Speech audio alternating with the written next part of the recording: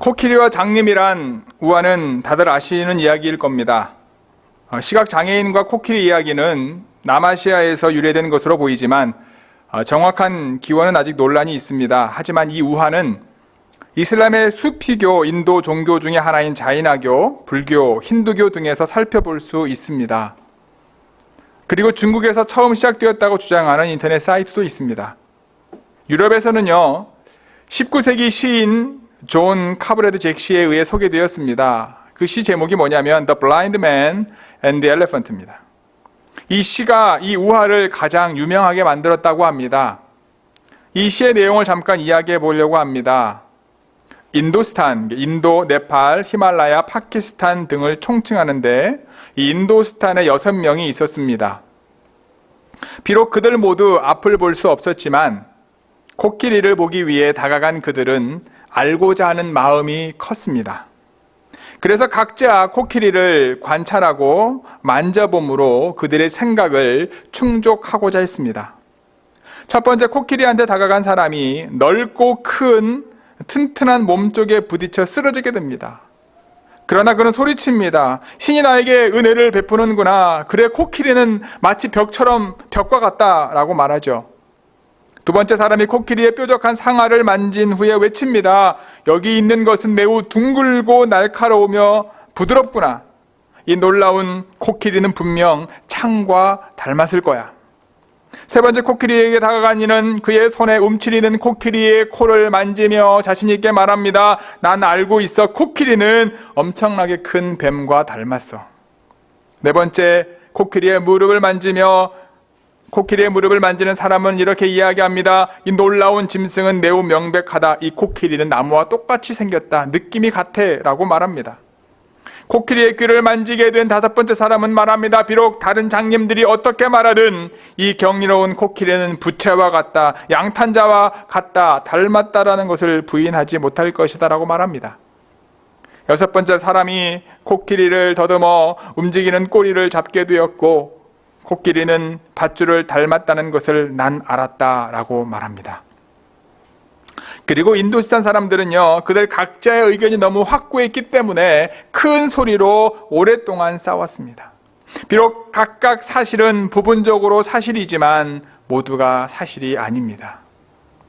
우리가 아무리 많이 안다고 한들, 우리의 경험에 의해 만들어지고 축적된 사실들이 아무리 많다고 한들, 우리가 알고 있는 모든 것은 극히 불완전합니다. 아시아인으로는 처음 로잔 국제대회의 의장에 오른 인물이 있습니다. 그는 하버드와 펜실베니아 대학에서 공부하고 세상의 모든 것을 갖추었지만 자신을 위해 살지 않고 하나님께 자신의 삶을 드리기로 헌신한 사람입니다. 그는 최연소로 아시아인으로 처음 1974년 빌리 그레함 목사님과 존 스토트 목사님이 시작한 로잔 국제복음운동, 복음주의 운동을 이끌었던 사람입니다. 그는 I am nothing이라고 하는 책을 쓴 사람입니다. 그 책에 보면 다음과 같은 대목이 나옵니다. 일본의 소년이여 야망을 가져라는 명언이 있다. 이는 윌리엄 클라크의 명언이다. 1800년대 후반에 미국 매사추세츠 대학 농과대학 학장을 지낸 그는 일본 삿포로 농학교의 초빙으로 약 8개월 동안 일본에서 학생들을 가르쳤고 그 기간에 자신이 가르쳤던 학생들 대부분을 그리스도께 인도했다. 요즘에도 일본 음식점에 가면 그 글귀가 가끔 보인다. 그러나 그 명언은 원래의 온전한 형태가 아니다. 왜냐하면 그가 일본에서의 임기를 끝마치고 퇴임 연설을 했을 때 자신의 학생들을 바라보며 원래 했던 말은 소년이여 야망을 가져라가 아니라 소년이여 그리스도를 위해 야망을 가져라였기 때문이다. 그리스도 안에서 온전케 되지 않는 우리의 지식은 아무것도 아닙니다. 하나님께서 우리를 사용하지 않으시면 우리는 아무것도 아닙니다. 우리의 비전과 사역의 방향은 그리스도를 위해 사용될 때 빛을 발하게 됩니다. 우리의 인생의 방향 또한 그리스도를 위해 사용되어질 때 하나님을 기쁘시게 할 수 있는 겁니다. 왜냐하면 하나님께서 우리를 그렇게 부르셨기 때문입니다. 사도 바울에게 있어서 가장 큰 상처이자 절망, 좌절의 순간, 또 그 순간을 통해서 놀라운 배움을 경험했던 그때가 언제일까? 아마도 자신이 생각했던 강함이, 자신이 의지했던 강함이 여지없이 무너졌던 그 기억이었을 겁니다. 그는 부활하신 주님을 만나기 전 자기 확신이 무척 강했던 사람이었어요. 사람이 사람을 핍박하고 죽인다는 것, 여러분, 보통 심정 갖고 할 수 없습니다. 얼마나 큰 확신을 가지고 있어야지 그와 같은 일을 결정할 수 있을까? 적어도 그가 배우고 살아왔던 유대인의 전통에 의하면 예수님 믿는 사람들을 잡아 죽여야 할 만큼 그들은 믿어왔습니다. 사람을 살리고 구원하는 복음의 통로로 하나님께서 선택하신 사람들이 사람을 비판하고 사람을 죽이는 데 사용되고 있는 공동체였던 겁니다. 그런데 그가 다메섹 도상에서 부활하신 주님을 만난 후 여지없이 깨졌습니다. 그가 자랑하던 베냐민 지파, 그가 자랑하던 유대인 중에 유대인, 그가 자랑하던 바리새인 중에 바리새인, 그리고 당대의 최고의 신분보장이었던 로마의 시민권까지 그는 여지없이 깨지게 됩니다. 그가 부르심을 받고 난 후에는요, 본성적인 열정으로 말미암아 사역에 대한 기대감이 컸을 겁니다. 목숨을 내걸고 자신이 가진 확신을 전하기 시작합니다. 그리스도를 전하기 시작합니다. 그가 만난 예수 그리스도를 전하기 시작합니다. 특히 그는 율법에 능통할 뿐만 아니라 당시 석학이었던 가말리엘의 문화에서 공부했기 때문에 헬라 철학도 매우 능한 사람이었습니다. 그는 논쟁과 언변으로 자신이 있다고 생각했습니다. 하지만 그가 고린도에 이르기 전 그리스 아테네에서 철학과 논쟁으로 사람을 설득하려고 하다가 참담한 실패를 경험하게 됩니다. 아덴이 헬라 철학의 중심지요, 자신이 배웠던 것이 수사학과 철학 그리고 웅변이었기에 어쩌면 자신의 능력을 가장 잘 드러낼 수 있는 곳이 아덴이라고 생각하고 아레오바구 광장에서 공개적으로 사람들을 만나 전도하기 시작합니다. 내가 이런 사람이었는데 부활하신 예수님을 만났다. 그 사람을 믿어라. 그를 믿어라. 그를 믿어야 그분이 과연 나의 구세주이다. 우리의 구세주이다. 사도행전 17장에 보면은요, 아덴 사람들이 어떤 사람들인지 설명하고 있습니다. 그들은 모든 것에 신이 있다고 믿었으며 심지어는요, 알지 못하는 신에게도 절하는 사람들이었습니다. 여러분은 알고 계십니까? 인도에 얼마나 많은 신이 있는 줄 알고 계십니까? 인도에는 2억이 넘는 신이 있습니다. 2억이 넘는 신이 있습니다. 일본에는 800만이 넘는 신이 있다는 사실 여러분 알고 계신가요? 그런데 재미있는 사실은요, 그렇게 신이 많은 민족일수록 두려움이 있습니다. 두려움이 많습니다. 혹시라도 내가 빼놓은 신이 없으면 어떡하나, 그 신이 진노하면 어떡하나, 걱정이 많습니다. 그래서 아덴 사람들은 알지 못하는 신에게 혹시 그들이 빼놓은 신이 있을까봐 두려움으로 그 신을 섬기게 된 겁니다. 그러자 사도 바울은 그것을 아주 좋은 기회라고 생각했습니다. 자신이 가진 철학적 지식으로 그 알지 못하는 신을 전도해야겠다고 생각한 겁니다. 그런데 이것이 실수였습니다. 그의 궤변이었습니다. 자신의 꾀에 넘어간 겁니다. 그들에게 알지 못하는 신에 대하여 설명을 해주어도 그들이 이해하지 못했던 겁니다. 그들이 받아들일 수 없었던 겁니다. 사도 바울은 바로 아름다운 지혜의 아름다운 것으로 전도했지만 철저하게 실패한 겁니다. 오히려 철학자들과의 논쟁에 휘말려 변론하느라 정작 복음을 제대로 전하지 못하게 됩니다. 그곳에서 열매가 없었습니다. 자신이 가장 자신 있게 생각하는 방법이 철저하게 통하지 않는다는 것을 깨닫습니다. 그래서 고린도에 이르렀을 때 더 이상 자신의 능력과 사람의 지혜로 복음을 전하지 않기로 결정하게 된 겁니다. 바로 그런 실패를 경험하고 고린도에 도착한 사도 바울의 상태가 본문 3절에 나와 있습니다. 같이 읽어볼까요? 내가 너희 가운데 거할 때에 약하고 두려워하고 심히 떨었노라. 이런 실패를 경험하고 난 후 사도 바울은 전도할 용기가 나지 않았습니다. 사도행전을 자세히 보면 사도 바울이 고린도에서 먹고 살기는 해야 됐고 복음도 전해야 되겠고 해서 가진 직업이 천막을 만드는 기술이었습니다. 그는 그것을 업으로 삼고 생계를 유지하며 복음을 전하게 됩니다. 바로 그런 약함 가운데 복음을 전한 곳, 실패를 경험하고 난 후 떨림을 경험했던 곳이 바로 고린도 교회에서의 사역의 시작이었고, 그의 실패와 떨림 가운데 사도 바울이 깨닫고 결심하게 된 내용이 바로 오늘 본문의 내용입니다. 4절 5절 함께 읽겠습니다. 내 말과 내 전도함이 설득력 있는 지혜로 말로 하지 아니하고 다만 성령의 나타나심과 능력으로 하여 너희 믿음이 사람의 지혜에 있지 아니하고 다만 하나님의 능력에 있게 하려 하였노라. 내가 이렇게 떨고 실패를 경험한 것이 세상의 지혜의 아름다운 말로 전하려 했기 때문이구나. 사도 바울은 깨달았던 겁니다. 그래서 그의 결심이 무엇이었습니까? 이제 십자가 이외에는 어떠한 것도 전하지 않을 것이다. 십자가의 능력만을 전해야 되겠다. 그래서 비로소 사도 바울은 복음의 단순성을 깨닫습니다. 복음은 아름답게 포장해서 되는 것이 아니라 논리적으로 설명해서 되는 것이 아니라 복음 자체에 능력이 있다는 것을 깨닫게 됩니다. 그래서 1절, 2절은 말합니다. 함께 읽어볼까요? 형제들아, 내가 너희에게 나아가 하나님의 증거를 전할 때에 말과 지혜의 아름다운 것으로 아니하였나니 내가 너희 중에서 예수 그리스도와 그가 십자가에 못 박히신 것 외에는 아무것도 알지 아니하기로 작정하였습니다. 사도 바울은 이제 십자가만을 전하고 십자가만을 의지하기로 작정합니다. 그가 예수님을 만나고 주님만을 섬기기로 첫 번째 결심한 이후에 이제는 온전히 맡기고 사역하기로 두 번째 결심을 하게 됩니다. 자신의 열심으로, 자신의 열정으로, 자신의 지식과 경험으로 예수님을 증거하는 것이 아니라 이제 모든 것을 내려놓고 복음의 능력으로만 그의 삶을 살기로 결정하게 된 거죠. 하나님을 믿기로 섬기기로 했지만 아직도 자신의 방법과 지혜로 무엇을 해보려고 했던 자신의 마음을 다시 한번 주님께 드리기로 결정했다라고 하는 사실입니다. 사도 바울이 아덴에서 실패한 원인은 사람들을 설득하려고 했기 때문이다라고 분명히 말씀드렸습니다. 자신의 지혜를 가지고 말입니다. 그러나 복음은 복음 그 자체, 복음의 능력이 있으심을 믿으시기를 바랍니다. 이제 사도 바울은 십자가의 능력과 세상의 지혜가 다르다는 것을 분명하게 선언합니다. 여러분들의 믿음이 어디에 있어야 하나요? 여러분들의 믿음이 어디에 있어야 합니까? 사람의 지혜에 있습니까? 아니면 하나님의 능력에 있어야 합니까? 바울이 오늘 본문을 통해 우리의 믿음을 어디에 두어야 한다고 이야기하고 있습니까? 우리의 믿음을 사람의 지혜가 아닌 하나님의 능력에 두어야 한다고 분명하게 이야기하고 있습니다. 우리의 믿음을 두어야 하는 하나님의 지혜에 대해서 사도 바울은 오늘 본문을 통해 뭐라고 말씀하고 있는지 함께 볼까요?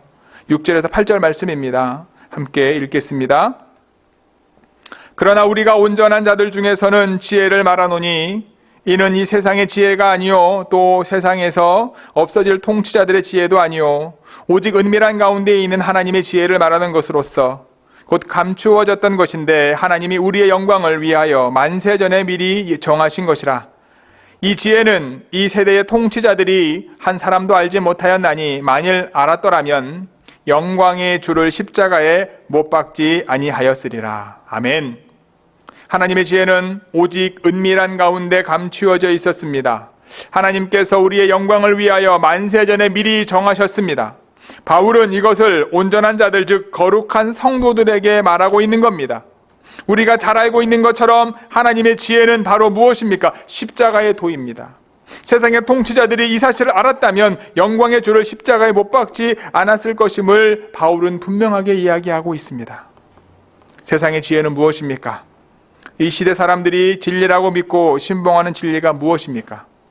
이 세상의 관원들, 즉 권력을 잡은 사람들이 옳다고 믿는 것은 무엇입니까? 분명한 것은 온전한 그리스도인들이 말하는 지혜와 분명히 구별된다는 것입니다. 세상의 지혜란 내가 세상이 어떤 모습으로 보이는가를 생각하는 지혜라는 생각이 듭니다. 우리를 가장 힘들게 하는 것이 사실은 사람들이 나를 어떻게 평가하느냐가 문제가 아닐까. 여러분들을 견딜 수 없게 만든 일이 거의 모든 부분이 다른 사람들과 비교하면서 느끼는 나의 모습이 아니었을까? 어쩌면 여러분을 가장 힘들게 했던 것이 완벽하게 보이려고 했기 때문은 아니었을까? 지난 제 아내가 없는 3주 동안 제 아내가 했던 일들을 많이 했습니다. 특별히 우리 아들, 딸에게 음식을 많이 해주었는데 제가 만든 음식을 사진을 찍어서 제 동생들과 있는 카톡방에 제가 올렸습니다. 그랬더니 시카고에서 목회하고 있는 제 여동생이 저한테 이렇게 카톡을 보냈더라고요. 오빠, 좋은 아빠 코스프레 하느라 고생 많다 라고 보냈습니다. 제가 그걸 보고 저희 딸내미한테 물었습니다.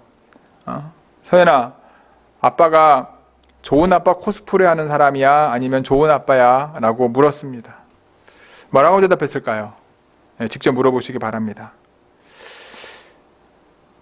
나를 바라볼 때 하나님이 나를 바라보는 그 모습, 다른 사람들에게 완벽해지려고 하는 그 모습이 아니라 그런 것들 때문에 우리가 힘들어하지 않을까? 그것이 세상의 지혜이지 않을까? 완벽해지려기를 원하고 직장 생활에서도 그렇고 가정 생활에서도 그렇고 윗사람에게나 아랫사람에게나 동료들에게나 그들이 바라보는 시선과 그들의 평가가 내 삶에 아주 중요한 것이 되지 않았을까? 그러다 보니까 내 모습을 잊어버리고 사람들에 의한 모습이 내 모습인 것처럼 우리가 살아가고 있지는 않은가? 이것이 세상이 얘기하는 지혜가 아닐까?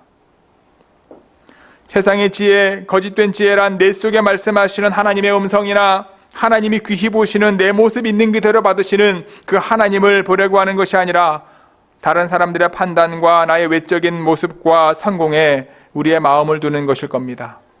그래서 거짓 지혜로 무장된 거짓 자는 어떻게 해서든지 눈에 띄려고 합니다. 왜? 다른 사람의 칭찬이 중요하기 때문에. 칭찬받고 싶은 욕망에 부질없이 육체적 만족을 찾아다닐 수밖에 없습니다. 외모가 자신을 나타내는 모든 것이 될 수밖에 없습니다. 내가 어떤 사람이냐보다 내가 어떻게 보이느냐가 더 중요하게 됩니다. 그래서 우리가 늘 기억해야 할 것은 무엇입니까? 다른 사람들의 생각이 아니라 하나님의 생각입니다. 사람들을 기쁘시게 하기를 원하십니까? 하나님을 기쁘시게 하기를 원하십니까? 우리가 무엇을 가졌느냐, 무엇을 이루었느냐보다 우리가 어떤 존재로 살아가느냐에 하나님의 지혜가 있다는 것을 기억하시기 바랍니다. 이런 세상의 논리와 세상의 가치가 고린도 교회에 들어오게 된 겁니다. 교회에서 자꾸 세상의 가치가 지배하기 시작합니다. 사도 바울이 실패했던 경험 중에 하나가 헬라 철학 중심이었던 아덴에서 멋지게 보이려고 했던 그의 철학적인 사변 능력, 언변 능력이었습니다. 철학적인 곳에서 철학적인 방법을 사용하면 되리라고 생각했는데 그렇지 않았다는 겁니다. 그런데 우리가 계속해서 이런 유혹에 노출될 수 있다는 거예요.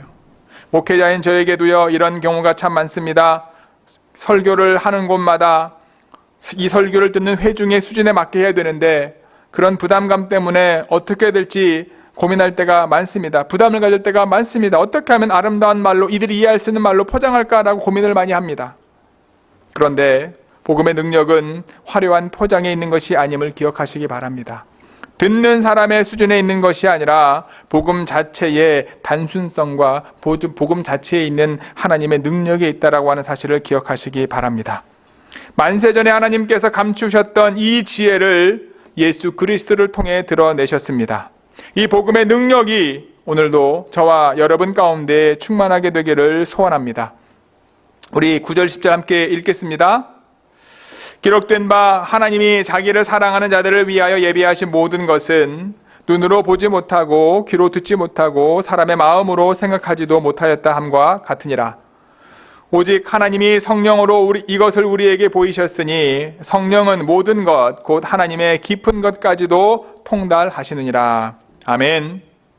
우리가 선포해야 할 가장 위대한 사실, 하나님께서 우리에게 주신 가장 놀라운 지혜가 무엇입니까? 우리가 믿음으로 받아들이는 가장 위대한 능력이 무엇입니까? 우리 주 예수 그리스도께서 십자가에 못 박히심으로 저와 여러분들을 구원해 주시고 하나님의 자녀 삼아 주셨다라고 하는 사실임을 기억하시기를 바랍니다. 고린도 교회가 어려움을 겪었던 가장 큰 이유, 그들이 파가 나뉘었던 가장 큰 이유는 하나님의 지혜에 근거한 것이 아니라 자신들의 판단과 자신들의 선호도에 의한 것임을 부인할 수 없습니다. 어떤 신학자가 그랬다 그래요. 목회자가 한 교회 목회를 하면서 교인이 수천 명이 되어지면 비슷한 현상이 일어난답니다. 그래서 어떻게 교회가 그렇게 부흥했는지 가르치려고 하는 거예요. 사람들을 모아놓고 세미나를 하게 됩니다. 무엇을 이루었고 이룬 것을 나누는 것은 잘못된 것이 아닙니다. 하지만 어느 순간에 교회가 나누었던 순수한 복음을 잃어버리고 우리가 이룬 것을 가르치려 하는 순간 하나님의 지혜는 사라지고 인간의 지식이 들어오는 것은 아닐까? 교회는 조직이 아닙니다. 교회는 공동체입니다. 교회는 세상적인 기업도 아니요 조직도 아닙니다. 교회는 생명 공동체이심을 기억하기 바랍니다. 깨어진 교회의 특징은요, 이 복음이 사라지고 자신의 성취와 자신의 지위를 자랑하기 때문입니다. 누가 성공을 이루었는가를 다투기 시작하면서 복음의 능력은 사라질 수밖에 없는 겁니다.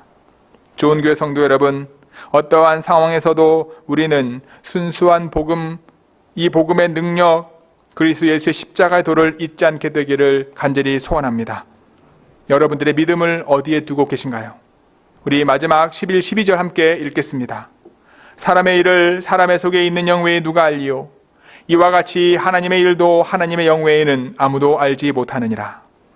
우리가 세상의 영을 받지 아니하고 오직 하나님으로부터 온 영을 받았으니 이는 우리로 하여금 하나님께서 우리에게 은혜로 주신 것들을 알게 하려 하심이라. 아멘.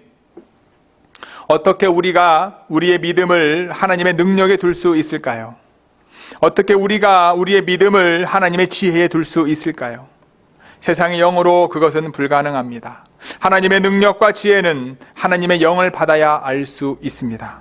우리는 우리의 믿음을 하나님의 영을 받아 하나님의 능력과 지혜에 둘 수 있는 것입니다. 바울은 오늘 본문 마지막에서 이렇게 이야기합니다. 우리가 오직 하나님으로부터 온 영을 받았으니. 아멘.